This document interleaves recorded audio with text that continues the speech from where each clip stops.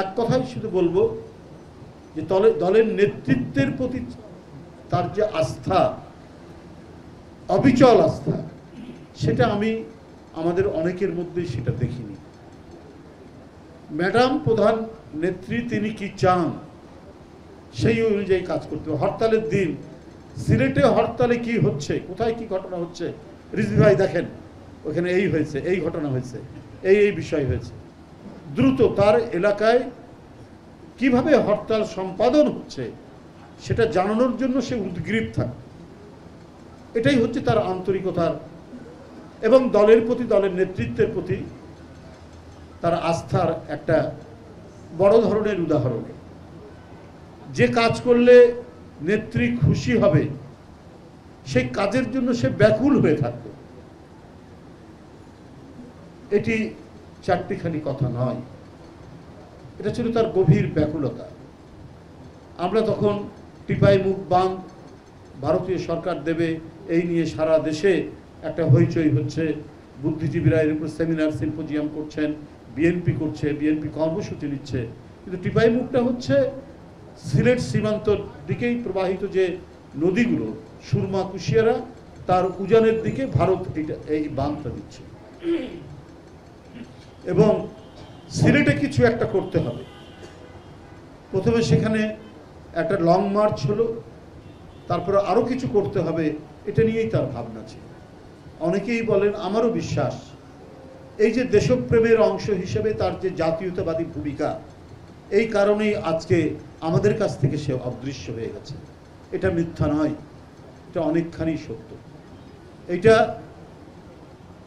যারা সহ্য করতে পারেনি এবং যাদের প্রতিভূরা বাংলাদেশের তৎকালীন ক্ষমতায় ছিলেন, তাদের যৌথ প্রযোজনায় ইলিয়াস আলীকে আজকে আমাদের কাছ থেকে হারিয়ে যেতে হয়েছে।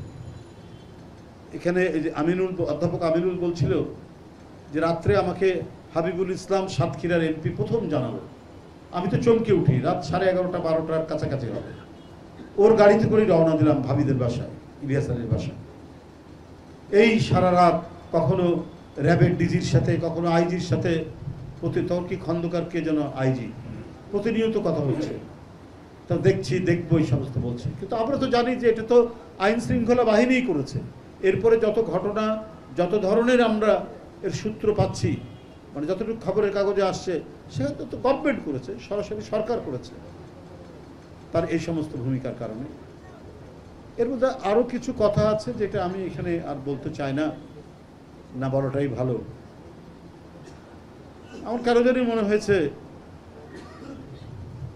যে সে যাতে না থাকতে পারে, অনেকেরই মধ্যে কোনো প্রচেষ্টা ছিল কিনা, সরকার ছিল, গোয়েন্দা সংস্থা ছিল, অনেকেই ছিল। আমার কাছে যাই হোক, সারা রাত ভাবির বাসায় আমরা আছি, ম্যাডাম বারবার খোঁজ নিচ্ছেন, কিন্তু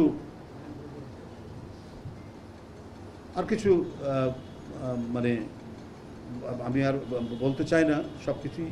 যেটা হচ্ছে সবচেয়ে বড় ব্যাপার হচ্ছে যে এরপরে ইলিয়াস আলীকে খুঁজে বের করার জন্য যে আন্দোলন, দল সর্বাধিক প্রচেষ্টা চালিয়েছে, সর্বাধিক প্রচেষ্টা চালিয়েছে। একের পর এক হরতাল এবং আন্দোলন বেশ তীব্র মাত্রায় উঠে এসেছিল। আমি কয়েকদিন হরতাল ঘোষণার পরে গ্রেপ্তার হয়ে গেলাম। পার্টি অফিস থেকে নেমে যখন আমি বেরিয়েছি তার কিছুক্ষণ পরে, এরপরেও চলছিল আন্দোলন। তারপর সমস্ত ঘটনা আপনারা জানেন। তো আমার যে বক্তব্যটি আজকে, ইলিয়াস আলী আমাদের কাছে নেই, চৌধুরী আলম আগেই চলে গেছে। ওদিকে সুমন আমার অত্যন্ত ঘনিষ্ঠ একটি ছেলে ছিল, এই কি বলে তেজগাঁর এদিকে বাড়ি, মহাখালী তেজগাঁর সাইডে। ওর বোনরা তুলিরা প্রায় ওদের সাথে কথা হয়, এরা আজকে নেই। ডক্টর ইউনূস সাহেব ক্ষমতায়, ডক্টর ইউনূস সাহেব ক্ষমতায় অনেক বিষয়ে অনেক কথা বলছেন, কিন্তু যে ঘটনাগুলি, যাদের আত্মদান এবং গুম হয়ে যাওয়া, এই যে এত ট্র্যাজেডি, এত বিয়োগান্তক ঘটনা, 15-16 বছর ধরে বাড়িতে বাড়িতে বিএনপি এবং যারা আন্দোলনে ছিল এদের বাড়িতে বাড়িতে, ঘরে ঘরে কান্নার রোল এখনো থামেনি। এদের আহাজারি এখনো আকাশে বাতাসে ধ্বনিত হয়। এরই মধ্যে দিয়ে পলাতক হয়ে গেলেন ফ্যাসিবাদ অন্তর্বর্তীকালীন সরকার। কারণ গণতন্ত্র ধ্বংস, ভোটাধিকার হরণ, মানুষের কথা বলা যায় না, ভয় ভীতি আমাদেরকে প্রতিনিয়ত প্রতিক্ষণে আমাদেরকে তাড়া করে বেড়াচ্ছে। এর মধ্যে দিয়ে যতটুকু পারা যায় আন্দোলন সংগ্রাম, জেল জুলুম, ক্রসফায়ার, গুম, বিচার বহির্ভূত হত্যা, এই যে ভয়ঙ্কর বিষাক্ত বেড়াজালের মধ্যে সমস্ত জাতীয়তাবাদী শক্তিকে বন্দী করে নিজের রাজ সিংহাসনকে অটুট রাখার জন্য, চিরদিনের জন্য ধরে রাখার জন্য শেখ হাসিনার রক্তাক্ত কর্মসূচি যেভাবে তিনি পালন করে গেছেন, সেটাকে প্রতিহত করে 15 বছর ধরে সমমনা দলগুলো এবং বিএনপির নেতৃত্বের যে এত যে আত্মত্যাগ, এত যে অবদান, তারই ফলশ্রুতিতে ছাত্র জনতা গত বছর জুলাই আগস্টে আমরা সাফল্যমণ্ডিত হই শেখ হাসিনাকে তাড়াতে। তো এগুলো কি শুধুই বৃথা? আজকে অন্তর্বর্তীকালীন সরকার তারা ক্ষমতায় আছে যে 60 লক্ষ মামলা আমাদের নেতাকর্মীদের নামে। আপনি তো একটা কমিশন গঠন করে হোক বা দ্রুত দায়িত্ব পালন করে হোক, কাউকে দিয়ে, আইনজীবীদেরকে দিয়ে, এগুলো তো আজকে 8 মাস আপনি ক্ষমতায় আছেন, এই মামলাগুলো তো প্রত্যাহার করা যেত। এই যে 60 লক্ষ মামলা এবং যে ঘটনাগুলো বললাম, এরই ফলশ্রুতি তো আপনারা আজকে ক্ষমতায়। এটার জন্য তো আপনি কিছুই করেননি। কেন আজকে আজও আমাদেরকে কেন আদালতের বারান্দায় বারান্দায় ঘুরে বেড়াতে হবে? সরকার একবারই কাজ করছে না আমি সেটা বলবো না, হয়তো কিছু করছেন, কিন্তু যে ভোটাধিকারের জন্য আমাদের 15-16 বছরের সংগ্রাম, সেই ভোটাধিকার কেন বিলম্বিত হচ্ছে? সেটা নিয়ে কেন এত কথা হচ্ছে? কেন নির্বাচন এবং ভোটাধিকারের বিকল্প হিসেবে সংস্কারকে দাঁড় করাচ্ছেন? সংস্কার কেন ভোটাধিকার আর গণতন্ত্রের বিকল্প হবে, নির্বাচনের বিকল্প হবে? আপনারা ভোট নির্বাচন এবং ভোট প্রয়োগের কথা বললে আপনারা সরকার আরও কিছু কথা সেগুলোকে বিকল্প এনে দাঁড় করছেন। তো গণতন্ত্র মানেই তো নির্বাচন, গণতন্ত্র মানেই তো হচ্ছে ন্যায় বিচার। তো সেগুলো কি করছেন? প্রয়োজনীয় সংস্কার তো বিএনপিও তো বলেছে বারবার। আপনি বিভিন্ন কমিশন গঠন করেছেন, তারপরে সেগুলো নিয়ে আলাপ আলোচনা চলছে, আমাদের রাজনৈতিক দলগুলোর সাথেও বৈঠক হচ্ছে, বৈঠকও তো শেষ পর্যায়ে জানি। কিন্তু এই ডিসেম্বর জুনের এক ধরনের দোলনার মধ্যে কেন দুলছে বাংলাদেশের নির্বাচনী ওয়াদা? সরকারের নির্বাচনী ওয়াদা ডিসেম্বর আর জানুয়ারির মধ্যে এই যে পেন্ডুলামের মতো দোল খাচ্ছে, এটা কেন? এটা তো অন্তর্বর্তীকালীন সরকারকে তো এটার তো জবাব দেওয়া দরকার। দেশ যে একেবারে মানে সোনায় সোহাগা হয়ে গেছে, মানুষের বাড়িতে বাড়িতে ওয়াসার পানির বদলে সেখানে দুধ বয়ে যাচ্ছে, এমন তো নয়। এমন কি হয়েছে? তা তো হয়নি। অনেক জিনিস অনেক দাম দিয়ে কিনতে হচ্ছে। দুর্নীতি যে একেবারে মুক্ত হয়েছে তা নয়। ফ্যাসিবাদের দোসররা বিভিন্ন জায়গায় বিভিন্নভাবে তারা এই প্রশাসনের মধ্যে অবস্থান নিয়ে আছেন। কই এদের ব্যাপারে এত বলার পরও তো কোনো পদক্ষেপ নেননি। একজন সচিব জনপ্রশাসনের, তার নামে খবরের কাগজে উঠল যে 5 কোটি টাকা হলেই আমার চলবে, আমার আর বেশি দরকার নাই। তারপরেও তিনি বহাল তবিয়তে টিকে থাকেন। এবং আমরা জানতে পারি যে বিএনপির সাথে সম্পর্কযুক্ত বা বিএনপির পরিবারের যদি কেউ প্রশাসনের কোথাও থাকে, তাকে কোনো গুরুত্বপূর্ণ জায়গায় তাকে বসানো হয় না, বা এর মধ্যে দিলে পরেও তাকে সরিয়ে দেওয়া হয়। তার মানে কোনো একটা এজেন্ডা এবং পরিকল্পিত নকশার মধ্যে দিয়ে কি এই সরকার চলছে? এটাই তো আজকে মানুষের কাছে সবচেয়ে বড় প্রশ্ন। এই কারণেই তো আজকে এত ধোঁয়াশা তৈরি হচ্ছে। সুতরাং জনগণের সাথে ছলাকলা করলে এটা কিন্তু এর প্রতিক্রিয়া ভালো হয় না। এটা কখনোই ভালো প্রতিক্রিয়া হতে পারে না। দেশকে এমন খুব ভালো চলছে, আজকে পলিটেকনিকের ছেলেরা রেল লাইন অবরোধ করছে। আমরা এর আগে কখনো শুনিনি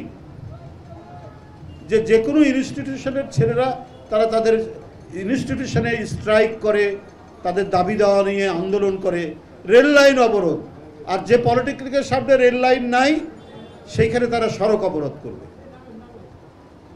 তাহলে একটা সরকার ফাংশনাল হলে তাদের কি দাবি, সেই দাবিগুলো নিয়ে কথাবার্তা বলে জনগণকে দুর্ভোগ পাওয়াতে হচ্ছে কেন? কালকে 3.5 ঘন্টা লেগেছে এই পার্টি অফিস থেকে আমার বাসায় যেতে, যেখানে 30 মিনিট লাগার কথা না। তাহলে এই বিষয়গুলো হচ্ছে কেন? এইটা কোনো মানে সরকার এইভাবে পরিচালিত হয় না। মানুষের প্রত্যাশা তো অনেক বেশি, মানে একটা ভয়ঙ্কর দৈত্য সুলভ এক রাক্ষসী ফ্যাসিবাদের পতনের পর একটা দায়িত্বশীল সরকার সব জায়গায় থাকবে, এটা আজকে সবারই কথা।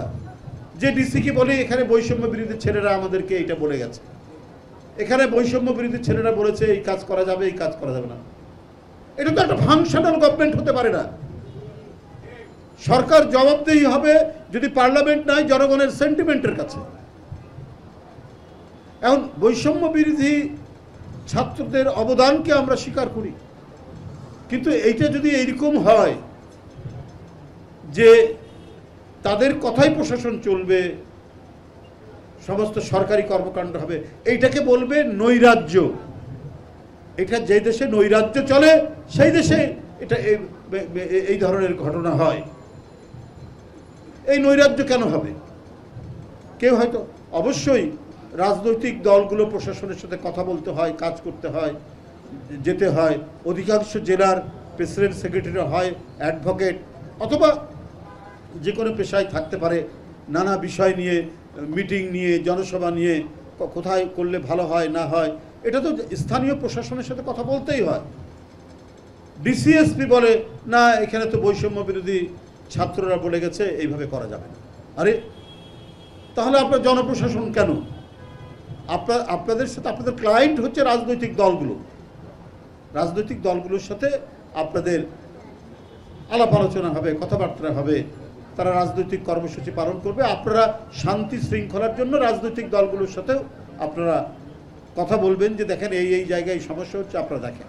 সেক্ষেত্রে ছাত্রনেতাদের সাথেও যে কথা বলা যাবে না তা তো কথা বলা যাবে, কিন্তু তারা যদি ডিকটেট করে প্রশাসন, তাহলে সেটাকে বলবে তো নৈরাজ্য। এটা হবে কেন? এটা তো হওয়ার কথা নয়। আমি শুনি যে প্রতিটা মিনিস্ট্রিতে নাকি বলে একটা করে কমিটি আছে। তো এই যে 15-16 বছরের আন্দোলন, আমরা তো চেয়েছি একটা অবাধ সুষ্ঠু নির্বাচন, আমরা চেয়েছি আমাদের ভোটাধিকার নিশ্চিত করা, আমরা চেয়েছি আইনের শাসন নিশ্চিত করা। আমি যদি আজকে কোনো বিপদে পড়ি আমি আদালতে গিয়ে ন্যায় বিচার পাবো, এটাই হচ্ছে একটা গণতান্ত্রিক সমাজ, এটাই হচ্ছে একটা গণতান্ত্রিক রীতি। আমরা সেইটার জন্য সংগ্রাম করেছি।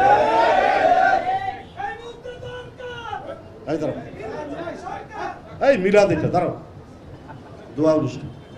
তো সুতরাং সেই জায়গাটাকে নিশ্চিত করার দরকার অন্তর্বর্তীকালীন সরকারের। যাই হোক, আজকে যার জন্য এই আয়োজন, আমি আর কথা বাড়াতে চাই না। আমরা আল্লাহর কাছে কায় মনোবাক্যে এটাই প্রার্থনা করব, আল্লাহ তাআলা যেন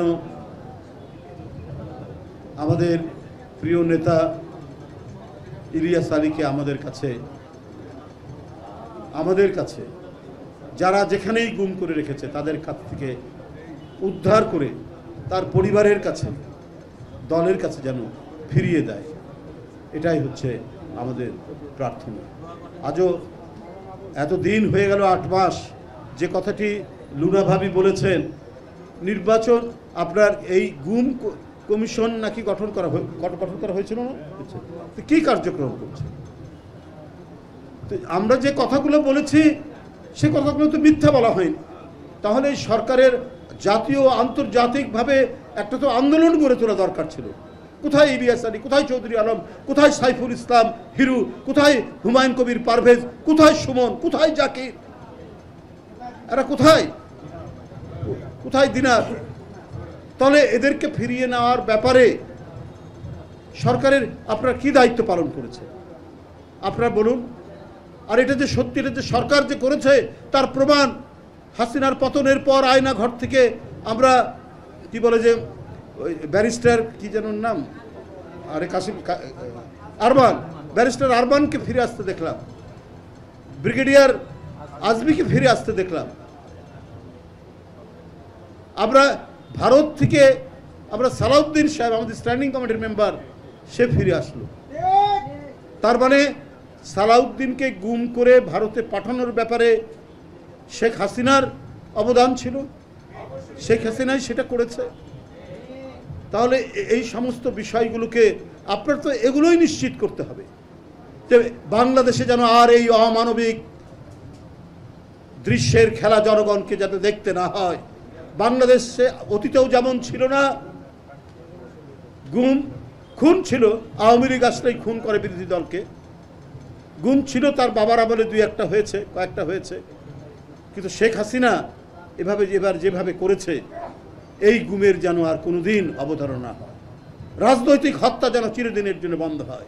সেই সমস্ত কাজগুলো আপনারা কিছুটা উদ্যোগ নিয়ে দেখান, যাতে অবাধ সুষ্ঠু নির্বাচনে যারাই ক্ষমতায় আসবে তারা সেই পথ ধরেই কাজ করবে। আপনাদের সকলকে ধন্যবাদ। খোদা হাফেজ।